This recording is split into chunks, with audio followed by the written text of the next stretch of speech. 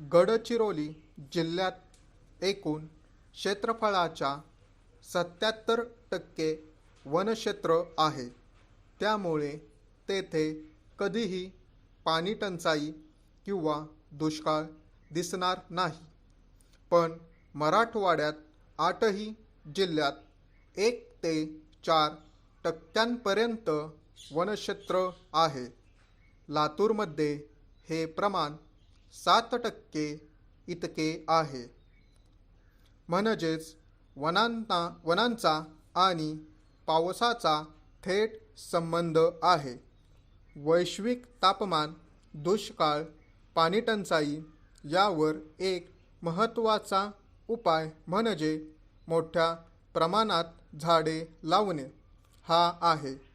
लोकांमध्ये वृक्ष लागवडीची जी जाणीव निर्माण झाली आहे, लोक स्वतःहून यासाठी पुढे येत आहेत. त्यामुळे 1 जुलै 2016 रोजी 2 कोटी वृक्ष लागवडीचा महत्त्वाकांक्षी कार्यक्रम यशस्वीरित्या राबवला गेला. महाराष्ट्र नोंदणी झालेले वनक्षेत्र 20% आसपास आहे.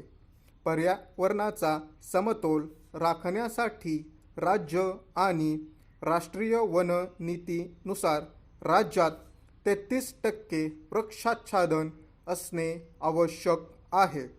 वनक्षेत्र म्हटले की त्यात वन्यजीव आलेच. हा वनांचा अविभाज्य भाग आहे. ही जैविक साखळी आहे.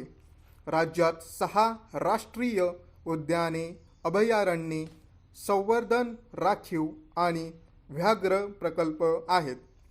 महाराष्ट्रातील जैवविविधतेमध्ये जंगल, झाडांच्या विविध प्रजाती, वन्यजीवांचे अस्तित्व, इतर दुर्मिळ प्रजातीचे वृक्ष आहेत. महाराष्ट्र हे जैवविविधता संपन्न असे राज्य आहे. सह्याद्री जैवविविधतेचे भांडार आहे. अशा जैवविविधतेने संपन्न असलेल्या महाराष्ट्राचे आपल्याला संवर्धन करावयाचे आहे. या संपदेत वाढ करावयाची आहे. पर्यावरण आणि वन एकच नाण्याच्या 2 बाजू आहेत. पण विकास म्हटले की पहिला घाव वृक्षांवर घातला जातो. अशा वेळी पर्यावरण स्नेही विकास कसा करता येईल? रस्ते, जलसिंचनाचे, विजेचे प्रकल्प यासाठी आपल्याला जमीन द्यावी लागते. त्यात जमिनीचा समावेश असतो.